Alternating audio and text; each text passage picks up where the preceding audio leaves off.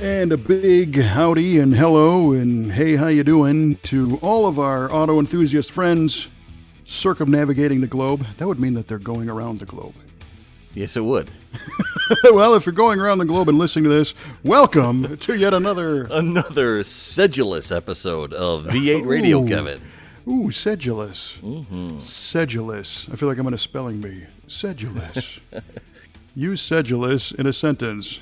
Yeah. Said you. It reminds me of that scene in Young Frankenstein when they are playing charades and they come up with sedative because he's trying to give the monster a sedative. And Gene Wilder goes, sedative? What does sedulous mean? Sedulous means showing dedication and diligence. Oh, without a doubt. All day. Yeah, right on. Well, you've tuned into a sedulous episode of VA Radio. I'm your host, Kevin Oeste, joined as always by our esteemed co-host, Mr. Mike Q-Ball. Clark? Feeling sedulous today. Right on. It's a good feeling to have. It is. It is. And for those circumnavigating the globe who have listened to this show before, you know that we start every episode with an automotive-esque trivia question. Yes. Yeah, and yes, I have prepared a question for you today, Kevin. Oh, boy. That sounded very confident, so I'm kind of screwed, I bet. Well, we'll see. Anywho. All right. To you, Kevin, and to you listeners. What automobile manufacturer used a hill in Reading, Pennsylvania to test their cars? Okay, first of all, I think our friend Yardley will say that that's Reading, Pennsylvania. Reading, Pennsylvania. Pardon me. So do I don't know where Yardley came out of all this. Well, he's a PA guy. He probably would say Reading. Yeah. My apologies. From the great state of Pennsylvania. Mm-hmm. Or at least lives there. Okay. Used a hill. Mm-hmm. So they would... do we elaborate on why they used a hill? Absolutely not. Because that would give it away? Maybe. Yeah, nice. Allegedly. All right. Because we live in this whiz-bang time of computers and stuff, this probably was a long time ago. Could have been, I know. Right. Working on the poker face over there, huh? Yeah, I've had 5 years to perfect it. Doing a good job. Yeah. Well, I know, the automakers used larger hills and in fact, mountains. There's a very famous story of Bill Mitchell at General Motors test driving Buick Rivieras, of all things. Oh, cool. Up and down Pikes Peak. Nice. Because Buick at the time prided themselves on the best performing drum brakes of cars in the 60s. And, I only know this because I like those cars, but the legend is that Mitchell drove this car and liked just about everything about it, but he said, I need you to upsize the gauge of steel on the frame. We got just a little too much twist in this thing. Wow. It was an X frame, and the GM engineers said, sure, yeah, we'll redo the plans. And Bill. So, they create a new X frame with heavier gauge steel, put the car back together, go back out. Mitchell drives it, and he goes like 100 feet and gets out and says, I thought I told you to upsize the frame. Oh. And they said, we did. And then they measured it, and they did not. Oh, snap. Don't mess with Bill. He had a sensitive keister when he was behind the wheel, I guess. Apparently so. So I know of those stories of using hills to test brakes, but in Reading, Pennsylvania. So it's famous for the railroad, right? On the Monopoly board. Yeah. But I always grew up calling it the Reading Railroad, so I've been wrong this whole time. Well, I was stuck on the Reading Rainbow myself. Ah, right on. I don't know. In that part of the world, I'm going to say it just, for some reason, I'm thinking Oldsmobile, but I don't really know why, and I don't know how. So That's all you get. Okay. All right. Final answer? Yes. Okay. I'm The hoping answers are locked and duly noted. I'm hoping my pronunciation buys me some style points at least. Oh, well, always. Always. All right. I have also prepared a trivia question for you, and you can once again spin the wheel. Wheel of trivia. Yeah. Okay. Spinning the wheel. It is spinning round and around. Oh, look, you get a 4. It landed on 4. How about that? All right. This one has a little bit of meat to it. Oh, great. And the only data I could find was up to 2018. So it's not current to today. Okay. But what were the top 5 automobile producing countries in 2018?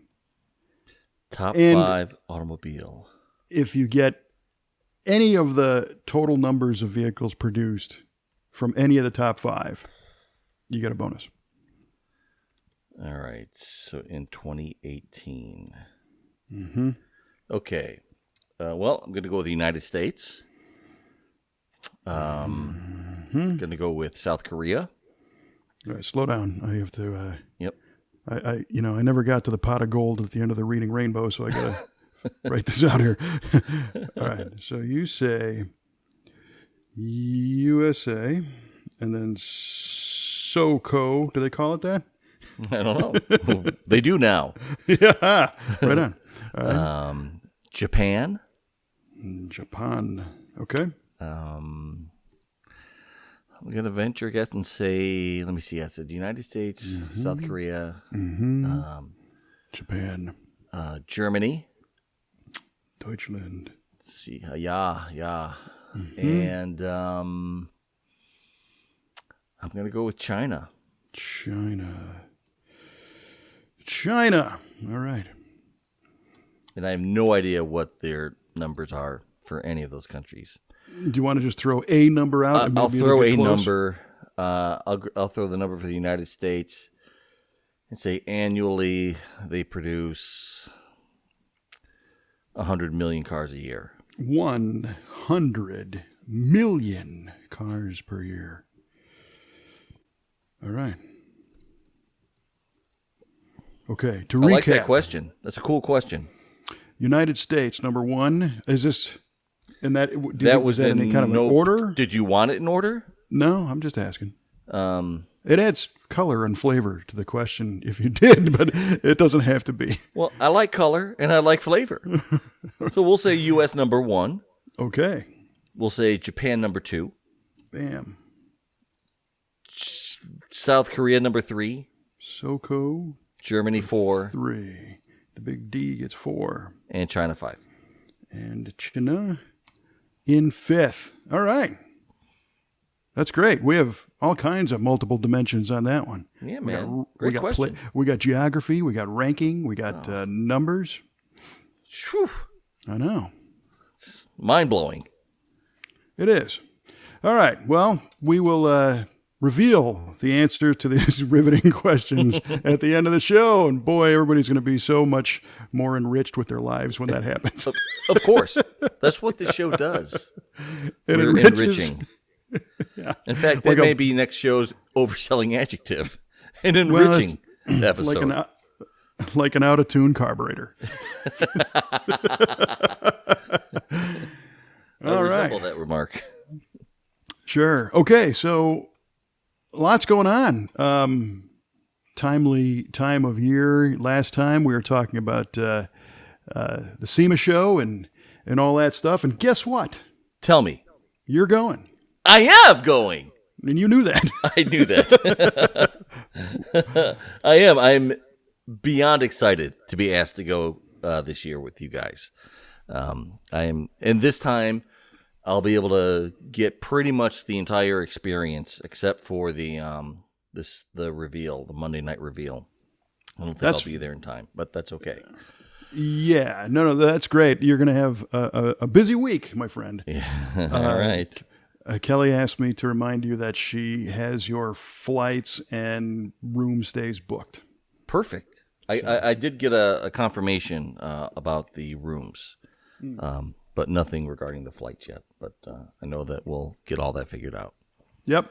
Cool. So yeah, I'm beyond stoked. This is going to be phenomenal.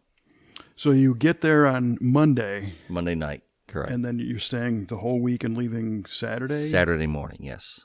Oh, right on. Yes. I made sure of that. Yeah. Well, you're in it to win it this time. That's right, dog. That's right. Well, that's very exciting. Yeah, last time I was able to stay, I think 2 days. That's all I was able to get. Yep. And I was kind of bummed because I really had a boogie. You were just about to interview Jay Leno, and I think my flight was taking off in like 1 hour. I'm like, I remember that. Man, yeah. I got a boogie. Yeah, you were hanging as long as you could. Every second. I was ringing out every second of that SEMA experience. Yeah. Well, now you'll, count the steps because you'll be doing some marching this time, which is good. Well, I started walking today. I started getting into my SEMA shape. Oh, right on. So, walked a mile today this afternoon with my buddy I work with. Nice. And going to keep doing that daily, weather permitting. Well, good for you, man. Yeah. I have also started to tune up a little bit on the health side to make sure that, that week is serious, especially if you contribute. If you want to get the most out of it, it's a good idea to get yourself in shape. So I don't know how you do it, but by golly, you do it. Well, I'm a mere shell at the end. It does take a lot out of you. Yeah, I'll tell you the truth. And going over some paperwork and stuff today, looking at the responsibilities that I have there again this year, which is tremendous. Mm-hmm. If you just looked at it as, hosting the reveal and doing, all this stuff and interviews all week and blah, blah, blah, it looks like a lot of work, but it's so cool. It's so much fun that it just brings me energy the whole time. Dig it. I sleep, of course, at night, sure, but I'm not dragging in and out, oh man, I'm so tired. I don't have any of that. Mm-hmm. But when it's over, I'm over. I believe it. I absolutely believe it. I think, all of my energy reserves and B vitamins and probably even, what's the stuff that gets you all jazzed up? Caffeine, zinc. Well, no, internally, your kidney. Oh, adrenaline. Adrenaline. There you go. Wow, that was fun. My adrenaline is probably all used up. Mm-hmm. And, but you go through my biggest concern, and I'm going to put a pin in this right now because do you remember in the movie Apollo 13 as they're taking off and they get a bad gauge warning, a little master alarm, and they thump the gauge and go, oh, well, that was our glitch for this mission. And next thing you know, they missed the moon. I'm hoping that didn't just happen because what I was about to say is I really need to do is maintain mental acuity throughout the whole week as I can't remember the word adrenaline. That was your glitch. I know. Right on. Well, let's hope I don't miss the moon. Oh, man. That's awesome. A little foreshadowing. Yeah, right. But I'm still getting into better shape before then. And I'm obviously not in that mindset right now. Yeah, I imagine, just going all day and feeding on that adrenaline, you probably don't even feel it during the day. You're go, go, go. You know what you have to do. You're talking, you're doing stuff, and you're making it all happen. And I imagine that at the end of it, it's just like at the end of the Blues Brothers. With the Bluesmobile. Right. Perfect analogy. It does everything it has to do, and then at the very end just completely falls apart. Yes. That's a great analogy because that's how it feels. And interestingly, the effort level for me actually kind of ramps up throughout the week. And one of the most physically taxing things, and don't get me wrong, right? This is this is pansy work. This isn't like construction. I'm not saying this is, physically challenging, but Right. relatively, there are people that work a million times harder than I do, and I will admit that all day long. Mm-hmm. But the SEMA Cruise is a pretty good challenge. Is it? It is, and you'll be able to see that this year. Yes, I will. And typically, it's our buddy Joe Sabergandio and I with microphones. And however many, I don't even know how many people are there. I can't get a gauge on it. A couple thousand maybe in bleachers lining the streets. And then we have, I'm going to say 95% of the cars and trucks that were on display in the SEMA show rolling past us, to which we have to say something about, right? Yeah. So it could be stuff that it will be stuff that I've never seen before. Sure. So, and that's all cool because it's a challenge to, kind of be on your toes, but it's like 4.5 hours long. Is it really? Yeah. It starts at 5 and we typically get out of there by 9:30, something like that. Oh, man. So it's a long train of cars. Sure. And between the cars, you've got some lulls in the action, like if, there's a traffic backup or something. And then all of a sudden, you're a couple thousand, 3,000 people turn and they look at you. It's your job to give them a good time somehow. Nice. Because they're here to see the cars, and not you. So it's a song and dance routine on demand. Right. And that can be pretty taxing, but it feels good. When you get done, you're just like, I gave everything I had here. Left it all out on the streets. Yeah, right. Mm-hmm. Literally on the street. Yeah. All my puke and vomit. Oh man, I'm done. Yeah. But it's great. So I obviously try to research, ahead of time, stuff about the cars that are going to be there, so I might know a little bit about them. But the other cool thing is this has evolved, and we've got an opportunity to pull people over and talk to them and let them tell the story of the cars. Yes. So we don't have to make everything up. Mm-hmm. But there's still something about having to be alert of what's coming, the safety factor. Not to get run over. To make sure the crowd is safe and behind the gate and all that kind of stuff, to be aware of what the crowd's doing, to be aware of, and Joe normally handles most of this, but the sponsor mentions and opportunities. Mm-hmm. And, so for example, last time in 19, Race Deck, the flooring garage and shop flooring company, at the last minute, Race Deck really stepped up and donated a big square of Race Deck flooring that we used as a pad to where the cars would pull up and stop and do interviews. Right? So it was neat. It made a visual thing. But as the first car is pulling up, I have somebody in my ear saying, yeah, you have to make up a name for that, and it's got to say Race Deck. Okay, go. So it's like, and we're going to welcome this 51 Chevy pickup truck to the SEMA Cruise Race Deck Hotspot or whatever. I don't even know what I called it.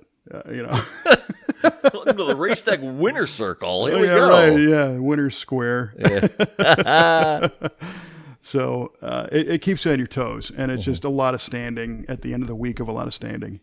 But the fun thing is, it's been a tradition now for I don't know how many years that those of us from our shop, our business, VATV Productions and whatnot, that are still remaining in Vegas at the end of the week, we go to a little secret restaurant whose name I'm not going to reveal. Okay. I did already actually make the reservation. So nice. We should have a table. But it's this little Italian place, and every time we go there, basically the only time we ever go there is at the end of SEMA week, Friday night. Okay. And the food's fantastic, and it's a great environment. They got a guy playing the piano and singing. And nice. It's comfortable, and you sit back and just go, what the hell just happened? How did I get here? Yes. And that's, sometimes it's just been Kelly and I. Sometimes it's been, some of our crew guys. Mm-hmm. invariably we run into others that were attending the show that we know, industry, friends and whatnot.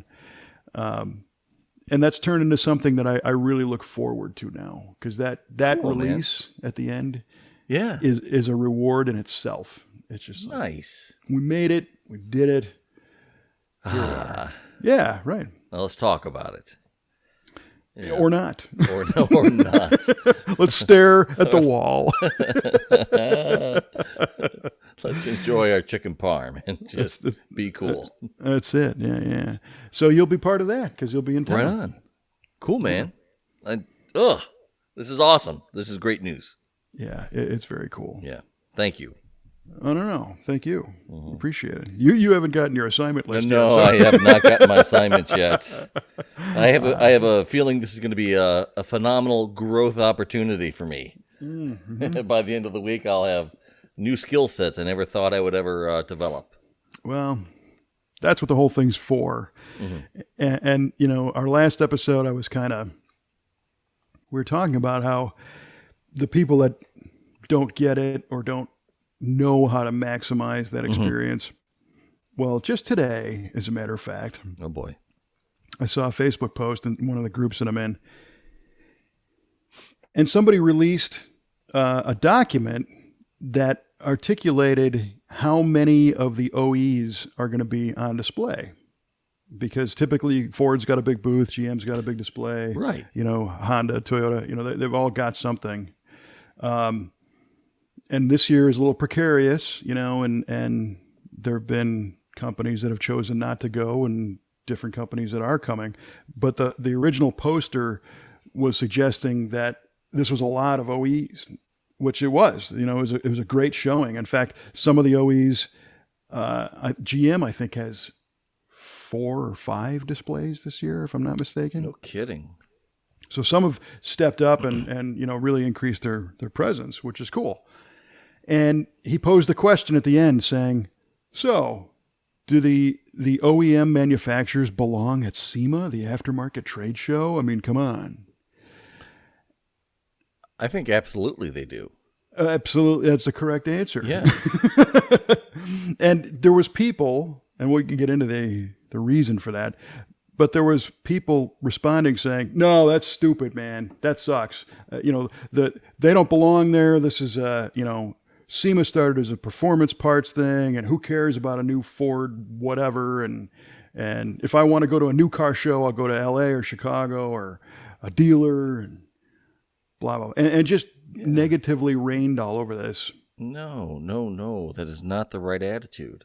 Correct. They're completely missing the boat. And the last thing I wanted to do, I was sitting at lunch, is start typing with my giant thumbs my thoughts about all this, because I think it is a genuine misunderstanding. And I think the biggest point of all this is that the OEs, your GM, Ford's, original equipment manufacturers, they could really be an enemy to the aftermarket. Yes. Right? Yes. And they could really do things like petition the government to say nobody can modify these vehicles except the manufacturer. Right. And put companies out of business forever. And put SEMA out of business. If there's no aftermarket, there's no SEMA. And take away the lifestyle and hobby and enjoyment that people like you and I get from working on cars and maintaining them. And don't forget, SEMA is not just speed parts anymore. It's tires. It's appearance products. It's car care. It's waxes. It's all that stuff. Anything you want to do to a car, you can do, or a truck. So it is great that the OEs embrace the aftermarket. And the reason why they do is they know that certain platforms people buy just to accessorize them. Yes, absolutely. Right? I don't think there's a stock Jeep anywhere in the world. I don't think there is either. And Right? and if you do see one, you're like, oh, that looks kind of funny. Yeah, what's wrong with that? Where's the big wheels? Where's the lift?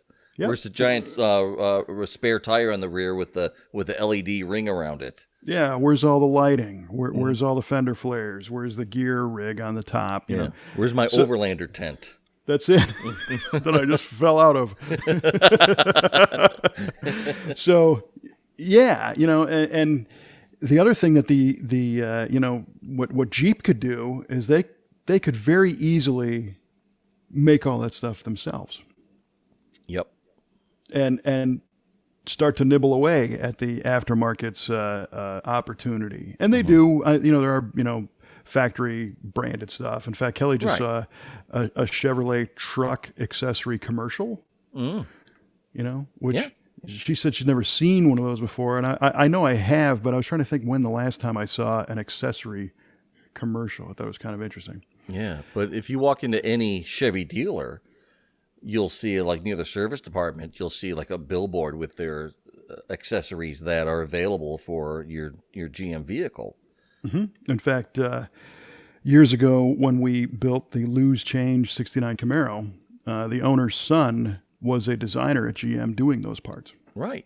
I remember stuff. That. Yeah. So the presence of the OEs, those two should be reasons alone, why you would want to see them there. But on top of that, they never bring stock vehicles. Nope. They always have something that's been customized with their stuff or whoever. And typically, they work with, some pretty heavy hitter shops and let them build a truck or a car, or, whatever it's going to be, and then display them. So you get all these ideas to modify the platform. So if you're a parts manufacturer and I'm picking on Ford, but you walk by the Ford booth and there's two Mustangs next to each other, and there's one done up one way and one done up the other way, and there's a crowd around one and not around the other. You know what kind of Mustang parts to make, Yes. And on top of that, Ford, again, just because they're top of mind, they do a really nice job of bringing in other cars and products. So one year they had the Dynacorn 69 Mustang body, the new reproduction body that came out. It was hanging from the ceiling above the Ford booth, right? Which was really cool because, they don't make 69 Mustangs anymore. However, at the podium next to it was the list of all the Ford crate motors that you could buy when you build one of these things. How about that? And it gave us, in particular, and our team an opportunity to look at that thing up close and say, oh, okay, here's where it's faithful to the original. Here's where it's a little bit different. And we had a customer that wanted one, and we could, see if it was going to be right for him or not, because it was right there. And it's big enough, booth space, floor space at that show is not cheap. And in order to be able to have enough room where you've got extra room for another car body, that's something that the OEs are probably the only ones that are going to have that. Probably, yes. That luxury.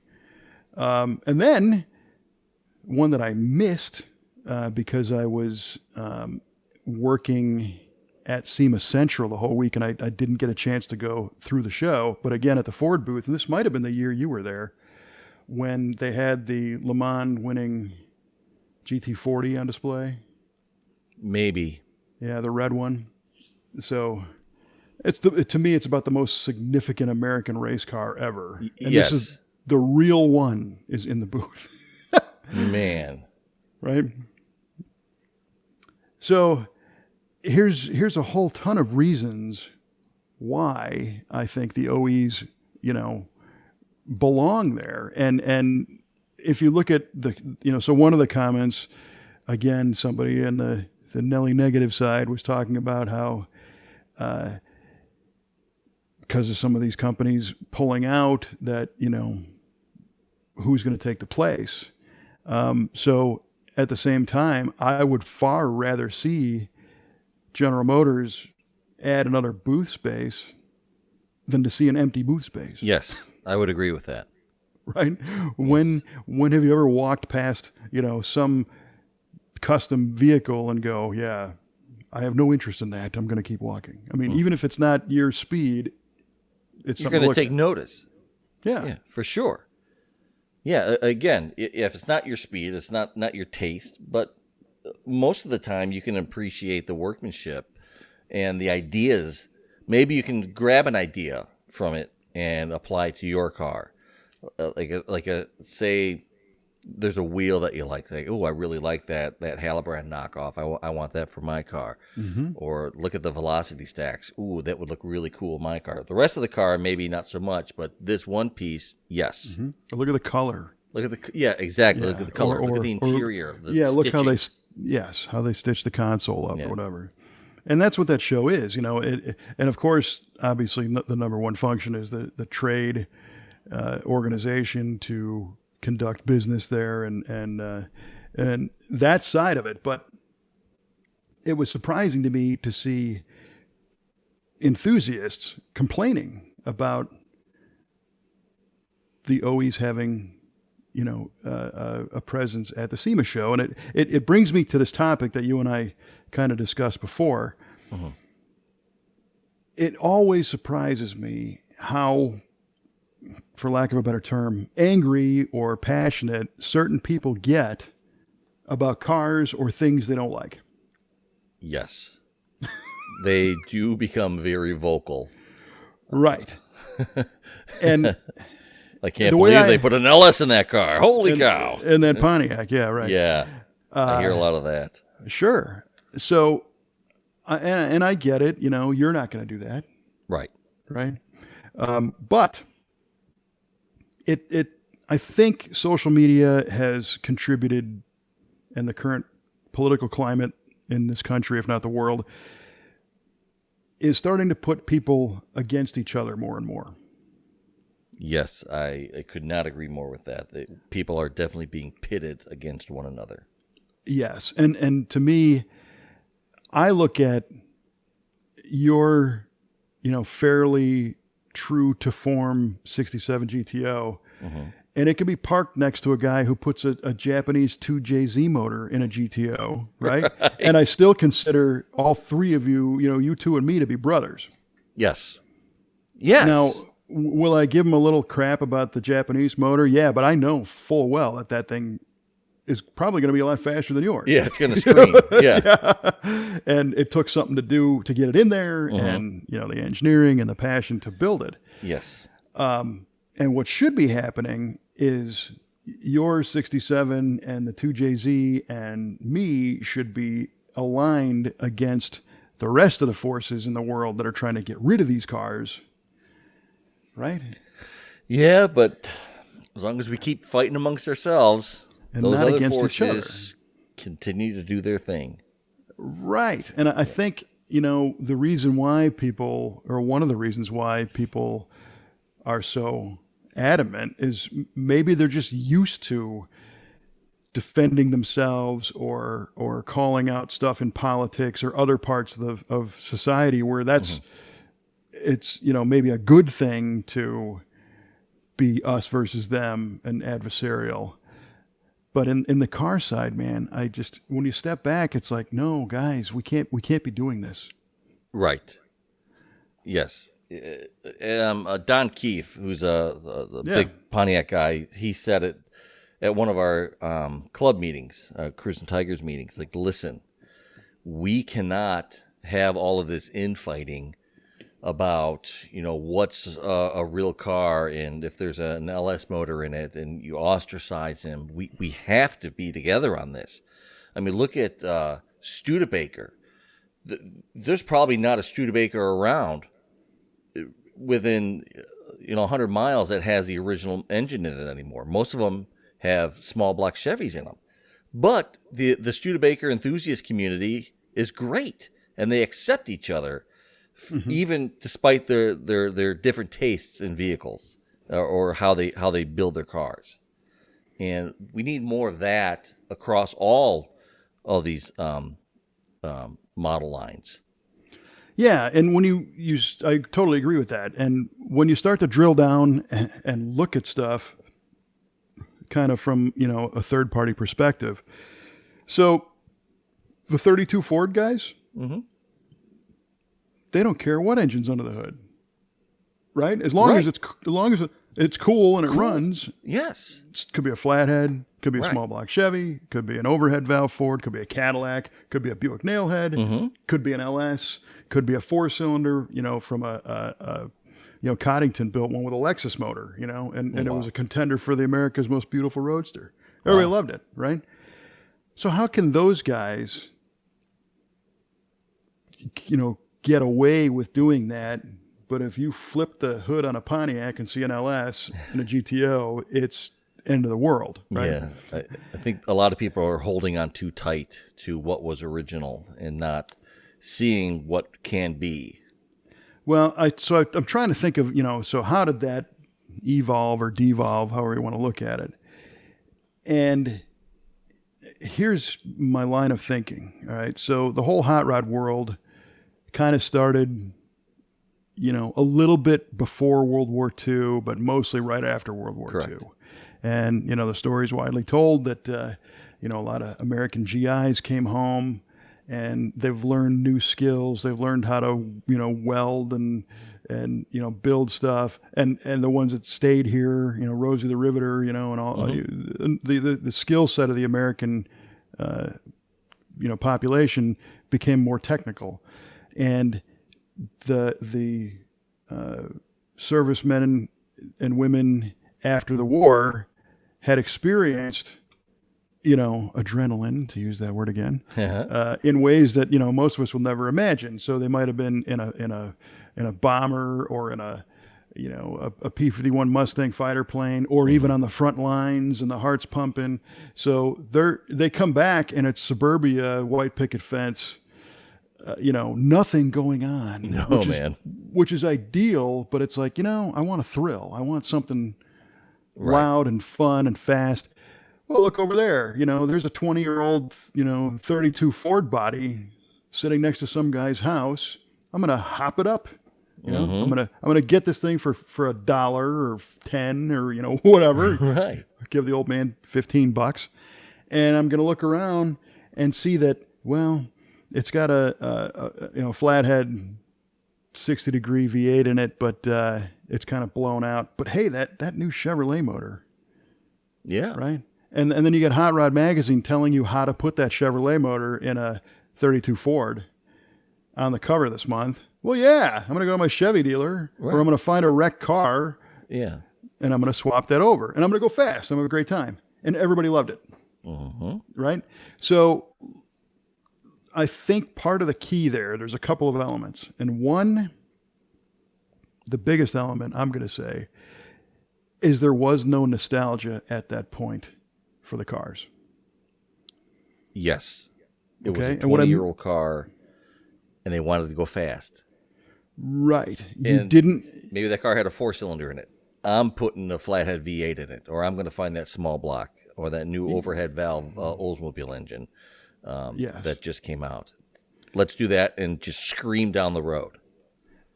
And I think even if you look at, 32 to 52, right? Cars in 1952 look 100 years more advanced than 1932. Correct. Right? So they're offering now, power windows and air conditioning and comfortable seats and, great power steering. Exactly. Power steering and brakes and great power. So I think the average person was like, well, yeah, the 1952 DeSoto is a much nicer car than this old jalopy. So it only makes sense that that's what I want to drive every day. I can screw around with this other pile and build a hot rod, right? I don't know that there's a lot of evidence, unless it was like somebody's personal car, but I don't think there's a lot of evidence of a faction of people in the 50s saying, no, you have to preserve those 32 Fords and keep them original, right? I've just never really come across that. Again, unless it was somebody's personal, it was my dad's car, so I don't want to mess it up. Right. So as time rolls on, a couple things happen, right? So generations change, and today, so today we're still in the boomer area of guys and gals who grew up buying 67 GTOs new. That nostalgia is so powerful. It is. It makes the world go around, right? And they want exactly what they remember, exactly how it was. Yeah. I mean, I can see that. So now I remember I couldn't afford the 400, but I had a 326 Tempest, so I got another one, and I open the hood and I see that V8 in there, and you open the hood on yours, I don't even know what that is, some newfangled junk, right? The LS It's nothing but garbage junk, motor. I tell ya. It's garbage. Get that out of there. Throw that Chevy motor away. Yeah.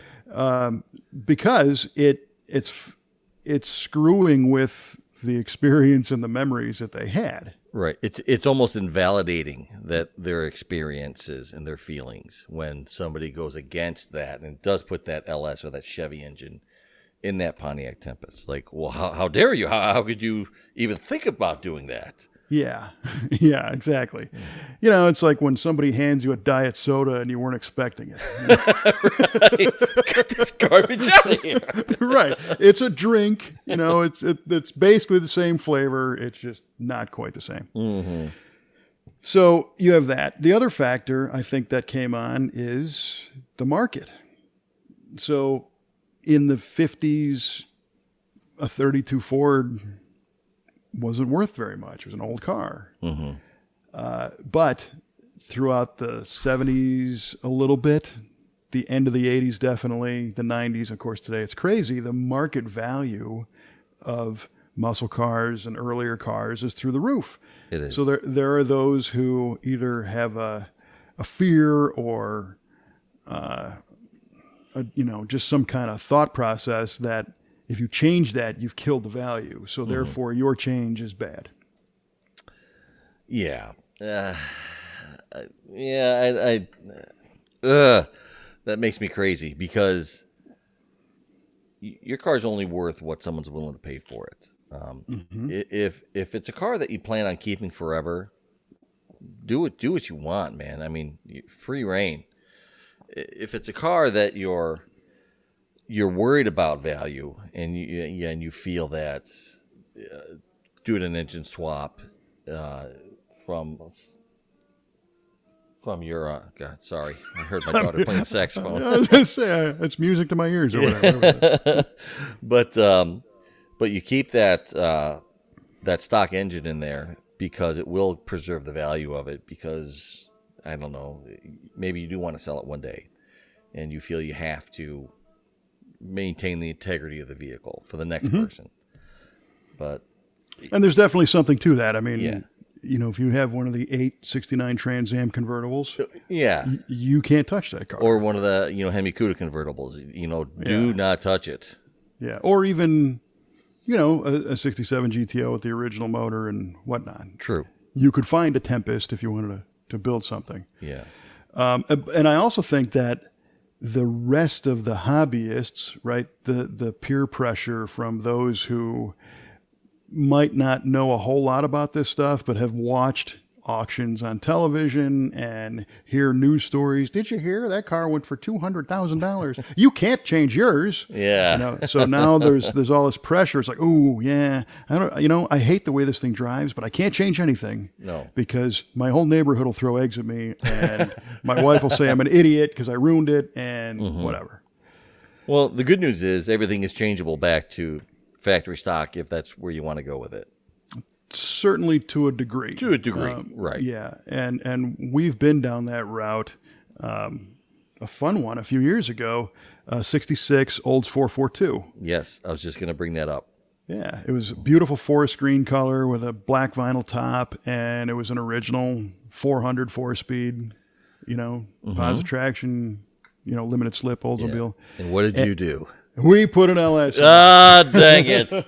But we did it in such a manner. And really, the customer said, look, I was there when my dad bought this car in 67. Wow. It was 1 year old. I remember the dealership outside of Chicago, as a matter of fact, that they went to and bought this car, brought it home, had it ever since. His dad drove it. Junior drove it. Junior's now in his 60s. Mm-hmm. Junior calls up and says, hey, man, I've got this completely bone stock 66 442 Oldsmobile, and I want to put an LS in it. And I almost hung up on him. I'm like, no, you don't want to do that. Ooh, prank call, right? New phone, who dis? Sorry, I don't know you.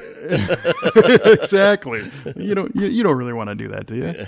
And he said, no, look. He said, It's my car. My kids are going to get this car, never going to sell it. And I want something that makes a lot more power and doesn't leak and starts every time. I'm done with carburetors. Oh, wow. Okay. I want a 6-speed instead of the 4-speed. But I love this car. So figure it out. And right? So do it or don't. Yep. So the first imperative was to not get rid of a single part that came off the car. Right. And in fact, in the transmission swap, we took the original Hurst ball off the 4-speed and put it on the 6. That's right? cool. So that was still the same. But then we carefully disassembled took the 400 engine out and looked at the wiring harness and all that stuff, and we were able to transplant an LS3, and I think it was a 525 horse version. I mean, it was a pretty smoking motor. Okay. Without drilling a single hole in the car. Get out of here, really? Wow. So, for example, the voltage regulator was mounted on the firewall from the factory, kind of right on the other side of the driver. Well, we used those holes to mount a fuel pressure regulator for the system. Now, yeah, we had to run the hose a little bit, it wasn't bad. It wasn't as clean as what we would, like to do, but we didn't have to add any holes to the car. That's great. So in that case, yes, absolutely everything could not only be undone and the car shell is unmolested, but all the original parts were still with it, and it could go right back together. Mm-hmm. I remember the uproar that caused too. Some people weren't too thrilled with that. Well, but you did explain. Listen. The original motor is still there. It's still intact. The original transmission is still intact. It can go back in any time. Mm-hmm. No holes are drilled. Nothing is unreversible. Right. So yeah, we didn't chop the top and do all kinds of crazy stuff. So, but the flip side is, holy mackerel, was that a great driving car? I believe it. Tons of power, bigger disc brakes, Hydro Boost, brake booster. Steering upgrade, tubular suspension, coilover shocks, all the stuff is bolt-ons. Yeah. And made that car a billion% better. I bet. And in fact, just today, right, so we're finishing up another one, a 68 Camaro with an LS, came in as a finished car. Somebody else had done the conversion. Beautiful car, silver, black vinyl top, brakes and wheels and stuff. But it needed to be kind of dialed in. It had an intermittent problem where it would just go into limp mode on its own. So it would lose all power. You'd have to pull over to the side of the road, turn the key off, and cross your fingers. It was going to start, So something wasn't right. And then the customer, it took kind of a major detour, and we ended up doing a whole new interior for the car. Oh, wow. Yeah, which came out just killer. Jay, our fabricator. Nice. Yeah, nice. He built the center console for it and wrapped it real nice, and it looks like it belongs. And then we did Fessler door panels and wrapped those. And Jay did all of the accents in the upholstery and houndstooth and the door panels and everything. So it's black with the black and white houndstooth. Yeah, love it. Yeah, and a modern audio system with reverse cam and Apple CarPlay and all that stuff. New vintage USA dash gauges, so it looks a little bit more modern, but still has the right flavor. 6-speed manual, and it was funny. He wanted a new vinyl top because his was a little bit messed up. I guess I think that was the story. And as we started peeling it, oh yeah, it was all rusty underneath the top. Because somebody did a beautiful paint job on the car and they just masked off the top half. Oh, man. So we actually put a roof skin on the car. Get out. Wow. On a painted car. So from the top of the quarters up was all replaced. And no kidding. So the headliner came out, the windows came out, the interior all came out. The original, the vinyl top got peeled. The original roof skin was drilled out, removed, and on a Camaro you've got kind of a perimeter frame with some bows across for support underneath that.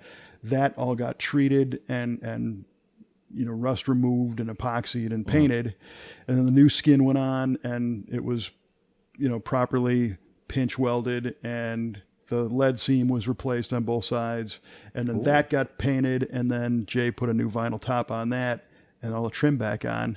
You'd never know what happened. I mean, it like came it out was like we were never there. like we're never there. Like it That's right, never. man. It was amazing.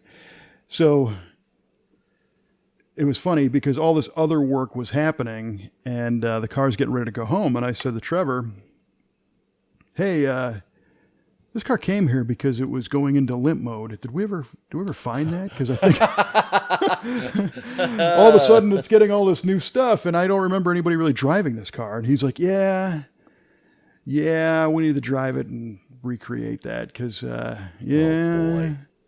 And so he drove it. He was able to recreate it and did a bunch of tests, and I think we found it. Actually, a crank position sensor wire seemed to be not making a good connection, which we think was possibly grounding or arcing and throwing the computer off, sending a signal of a little bit of weirdness. Because since he tightened all that up, it's been rock solid. Great. And the owner is going to fly to our shop and drive it home to Minnesota, I believe. So he's going 800 miles away, driving this car. So it's got to be right. It's got to be right. Well, But today, you guys drive the heck out of those cars before people take delivery too, just to make sure all the bugs are worked out. that's definitely the goal. There are times that, we joke about it, but it happens often where it's like, okay, this car is just about finished. Let's call Mr. Customer and have him get travel on the books so he can fly in and get this thing. Or we can arrange for a transporter because, you can't call for a car transport today and get it today. Right. An enclosed cross-country haul is going to take a couple weeks to schedule. Mm-hmm. We think we're a couple weeks out. Yeah, we're about done with this thing. Great, schedule all that stuff. And then somebody does, another quick test drive and something breaks or fails or doesn't do what it's supposed to. And now it's like, click, here comes the clock. Clock's ticking. Because this dude's got a plane ticket, and the transporter's on his way. Stress. And it is a little stressful. And it happens, our joke is that the cars just don't want to go home. I see. They like it here. They love it. You get treated nice. They get pampered. Throw the check engine light on the day it's supposed to go home, Yeah. So in order to prevent that, we try to put miles on them. And today I was driving that car because we were shooting a video on it because it's a beautiful car. And holy mackerel, was that a nice driving car? Is it? I mean, it's outstanding. And cool, man. I'm normally not a big 6-speed guy because the 6-speeds have a bigger case. They're a little bit harder to put in a car. You're cutting more of the trans tunnel out and blah, blah, blah. So, most 5-speeds to me are perfectly adequate. Okay. Especially like the new TKX that fits in the hole. Right. But in this case, the exhaust has a pretty good rumble. And as you go through the gears, 1, 2, 3, 4, I'm going on the highway now and I'm in 5th gear and I'm thinking, it's a little bit louder than I like in here. Because there's not much to pick on with this car. Okay. I'm kind of down to that. It's like, wow. Okay. It doesn't shake. It's not wind noise. It's not, gauges out of control, oil pressure, whatever. Everything's really, really nice. Except, what can I find? It's a little bit loud. Oh, hey, dummy, throw it in 6th gear. Throw it in 6th. Exhaust noise just goes away. Oh, nice. I'm like, I could drive this to Minnesota and back. Korea and back and not get fatigued. It has 4th gen Camaro seats in it that were reskinned in the houndstooth. So It's got power seats that recline. Nice. It's got shoulder belts, power windows, vintage air, and the Sounds LS. like a cream puff. It's a great car, and the LS engine does absolutely everything it's supposed to do. Tons of torque, sounds great, great power, higher RPM, so you get that satisfaction of being able to run through the gears. And it made me think, all right, getting back to these guys who ostracize anybody for putting, a quote unquote junk modern, Chevy engine in an old car. I'm going to guess they've never driven one. You're probably right. Or they've never driven one that's figured out. Makes sense. Makes sense. I mean, I've driven some LS cars, and they are nice. I mean, they run well. They run well. I will never take away the capability of the LS platform. I mean, I wouldn't put one in my car. That's my personal choice. But I've never given anybody a hard time that has decided to do that, because they have their own reasons, and I'm not living their life. And Right. They may want a car that's turnkey, starts every time. They don't have to worry about it warming up. They don't have to worry about it leaking. And the LS brings a lot of great things to the table. It's just, if you want it, do it. Well, and if you're nice to that person, they might let you drive it. They might let you drive it. Yeah, you're right. And you can get that satisfaction of going, wow, this thing's really nice. Now, don't get me wrong. When this gentleman's car came in, you had that question mark of, is it going to die? And, oh, really? Because that sensor was screwed up. And right. It had some problems, because I think a lot of these conversions are being sold to people as, real easy to do. And you just get the motor and the harness and, the mounts, and you throw it in and you're done. There. And they really take some finesse to get them right, especially if you're going to trim the harness and and make it look stuff. good. I mean, yes. Anybody could just throw a harness in there, and there's wires everywhere, and it probably looks like spaghetti garbage. Right. But, or if they go through the trouble of making it look nice, but they didn't do proper connectors and right. Yeah. electrical gremlins and whatnot. Mm-hmm. And hilarity ensues. Yeah, exactly. So, we really should be looking at each other's cars going, hey, so just today, once again on the Facebook, I got tagged on a picture of a 1970 Riviera, and I've seen this car before. It was built in Michigan, and they chopped it. It's got a chop top. Oh, really? It's like a two-tone black and dark green, and it's got 20 or 22-inch wheels that are polished. Oh, my. And it's 100% not the look that I like on that car. Uh-huh. And somebody said, hey, check it out. Custom 70 Riv. You're a 70 Riv guy. Here you go. There you go. I said, I've seen the car, and I truly know the shape of that car, and to chop the roof on one has to be a monumental job. And I appreciate the work and the passion that they put into this. Yeah. It's not really something that I would do, but A, hats off to you guys for doing it. And B, I'm glad somebody chose that platform to modify, because now other people are going to see them and maybe build the enthusiasm. Yeah, right? they'll know that there are things that are possible with that car. Yes. And if if it triggered some, gag or vomit reflex to where I couldn't even look at it, right? Yeah. Well, then I'd probably just turn my head and not say a word. But I'm not going to be the guy that says, you ruined that car. This is, I just don't get it, because, again, we need to stand united, because there are people that want all of our stuff to go away. Yeah, there is. So, but hopefully we'll never let that happen. Working on it. Yeah, definitely working on that. So, that was my my rant, and there's a few others that trigger it.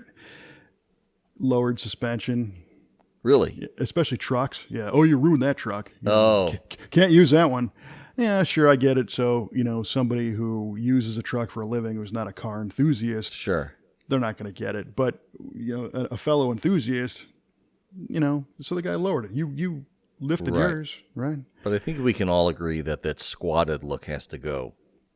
Oh, yes, the Carolina squat thing. Yeah, That's illegal in North Carolina. Did you know and that? that one, it is, yeah. And so there's two. There's that and the super stanced. Oh, yes. Sedans with the wheels kicked out. I just purely don't understand that. I don't know how it's safe. I don't think it is. Get. And they're stretching the tires over these rims, and there is no alignment anymore. And they think it's cool somehow. Okay, well, great. I love the fact that you are taking ownership and modifying a car, doing other things in the car that are really cool. But if you know anything about how cars perform, you should know that doesn't help. Right. That should be a static piece at this point. When you've done it to that degree. And there are show cars that are ridiculous that you can't really drive, right?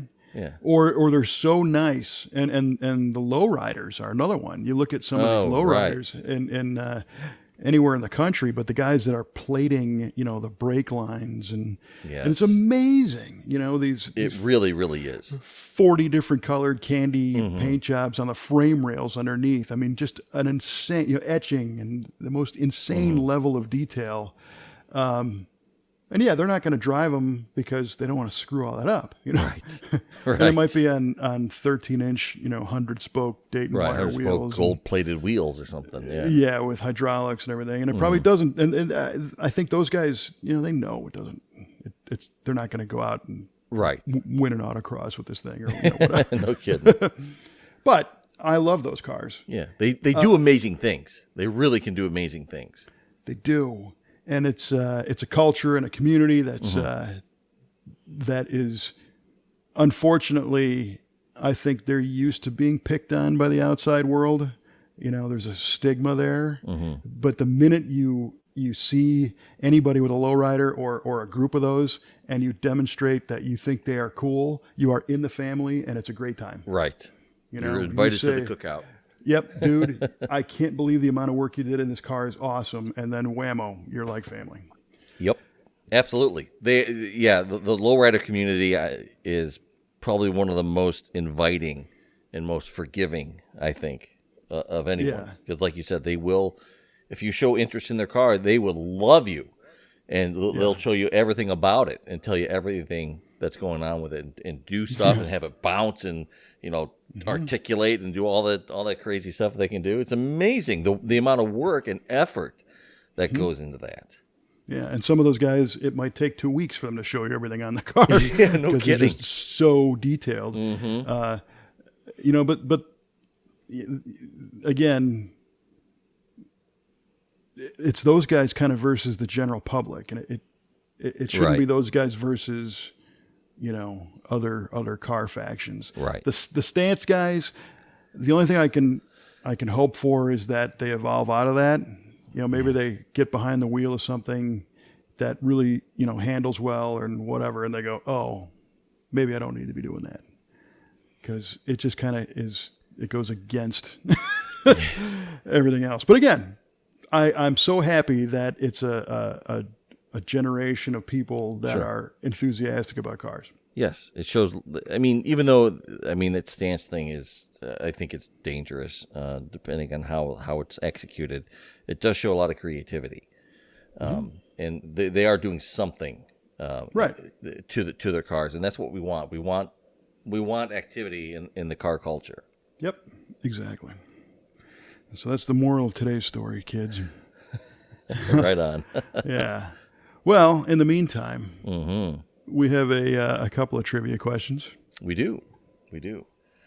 All right, here we go. Let's. Yours was something about a hill. Yeah. What? So, what automobile manufacturer used a hill in Reading, Pennsylvania, to test their cars?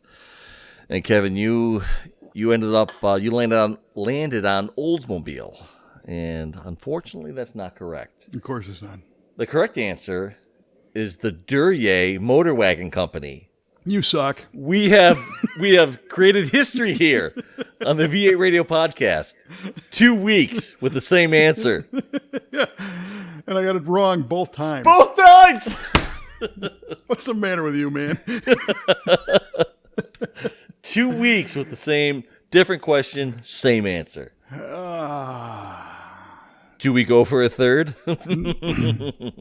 So what, did you actually read the photos I sent you or something to find that out? No, man, you hardly gave me that question. Darn it. All the help I give this guy. Yeah, right. This is how he repays He just wants to see me succeed, that's all. There's a huge deficit in your win column and my win column. This is true. He's just trying to even the score a little bit. I'm all for personal growth. And I am growing myself because of these losses. Right. I don't look at them as losses. I look at them as negative wins. Negative? Oh, I like that. I love it. I have a lot of negative wins. I am a negative winner. What kind of crap is that? Opposite wins. Right. So, for a little behind the scenes here. So, the last show, we had the Duryea trivia question that I got wrong, but I referenced the book that I had on the shelf. And, Mike's like, oh, yeah, sure. Well, of course, I had to go get the book, and I took pictures of it, and I sent it to you, and your trivia question was in the book. It was. It was in the book. The two brothers, which I don't remember ever reading any of that. I just remember looking at the pictures. Oh, I got you. So now you're going to have to go look at the book again and see if that Reading, Pennsylvania is in there. So what the hell were they doing on the hill? I don't know. Maybe testing acceleration or testing power. Go up the hill. You're gonna have to know. Why would you? Why test on the hill? Why would you test? Well, I know what Bill Mitchell tested for. Yeah, maybe test braking going down the hill. That's acceleration going up, power. The next question. What were the Duryea brothers doing on the hill? Yeah, right. Yeah, nice. All right. Well, I will be a gracious negative winner on that one. And okay. Right. Your question was, what were the top 5 auto-producing countries in 2018? And you gave me names and ranks and numbers. So number 1 you said was the USA. Number 2 was Japan. 3 was South Korea, as we are now calling SoCo. 4 was Germany, and 5 was China. And you guessed the USA with their production of 100 million cars per year. Yes. All right. Well, unfortunately, you got a couple of them. So Germany's in there, Japan's in there, United States is in there, and China is in there. So you got 4 to 5. Oh, right on. Instead of South Korea, it's India. India? Yes. What car does India make? Oh, they make a lot of cars. They make... clearly. Yeah. Fourth in the world. Fourth in the world. I'll be darned. I forgot the TAT. What the heck is the name of it? There is an Indian car. I think it's the Tata. I think that's what it's called. Is it pink? Yeah, right. So you can research that for next time. But the order is Germany comes in number 5th with 5,120,000 cars a year. Okay. India number 4, 5.17 million. Japan number 3, 9.7 million cars per year. United States 11,314,000, and China 27,000,000. Good gravy. Yes. So more than double U.S. production of cars from China. Yikes. That was a little eye-opening to me. Yes, me too. And not because I'm being an arrogant, Americentric egotist saying that, the United States has to be the best at everything. Right. But I just was not aware that the auto market was that big. It's just been off my radar. And I know that all the U.S. automakers are over there, building cars. Sure. But an interesting thing that I found is that China's top vehicle producer only made 2.7 million cars. So they had, if all of them made 2.7, that's 10 giant car companies. Oh my gosh. But I bet there's one at 2.7 and there's probably 20 or 30 others that make up the rest. Much less, yeah. So there's a lot of car companies out there in the land of China. I had no idea. I didn't either. I mean, they don't really export, that many here. We're seeing more of them. It was funny. I did find the Chinese Chevrolet website once. Oh, really? Yeah. In fact, it was back in the day when they were making the Sonic, and there was a car like you, or a Cruise. I mean, yeah. And there was a car like yours, and you look at this. The layout was done in a very different style graphic, more like typical Chinese advertising, a lot of bright colors and words kind of going in different directions. And I hit the translate button, the Google Translate, Oh boy. to read, what it said. And it's like, great fun transport, and it was like, wow. And I don't know if Google didn't get it or just Chinese doesn't translate that well, but it was Super pretty fun good. Vehicle move. Power. Yeah. Authority, So it was just kind of strange. So that's fun. Go to other countries that speak other languages and translate their automobile pages, and you'll learn a lot. Nice. But just to run down, the number 6 is Mexico. South Korea is number 7. And then it goes to Brazil, Spain, France, Thailand, Canada, Russia, the UK, Turkey, the Czech Republic, Indonesia, Iran, Slovakia, and then Italy. So we know Italy has its own car company, but those other countries, Canada has its own auto manufacturer. Is it not just like GM subsidies? I think it's probably GM Chrysler. Okay. A lot of those cars are. But it's branded for Canada, or like Volkswagen has different names for different vehicles depending on the country they sell in, right? Like a Vauxhall or an Opel. That was a Chevrolet, and that was basically a Buick. Oh, right. But you're right. I don't know what I'm thinking of. Yeah. Well, so my old Dodge van that we had, I think, was built in Canada, and you opened the door and it said Dodge Fargo. Oh, really? Yeah. Oh. But the one that I thought you would latch onto is the Beaumont. Oh, yeah. The Beaumont. That was quite the amalgamation The of Canadian Chevrolet and Pontiac. The Canadian Pontiac Chevelle, basically. Yeah. Or the Acadian. Yes. I mean, they'd have the Pontiac instrument panel, but powered by Chevrolet, small block typically. Just had a lot, different parts from different makers in there. Interesting cars. I love the taillights. I think that 68 or 69 Beaumont it looks like a 69 Chevelle with a body colored rib through the middle. Good looking stuff. So having talked about this, that 27 million Chinese produced cars, a big chunk of those are probably Cadillac and Buick. Yes. I know they do sell a lot of Buick in China. Yeah. Very interesting, sir. Very interesting. Yeah. So there you go. That's cool, man. That's what I got on that. We covered a lot of ground, and I certainly don't want to come across as being angry about those who are angry. You're just trying to offer perspective. That's all I'm doing, and I just fear that people are not seeing the forest for the trees. Don't waste your time getting mad because this guy spray painted his wheels red.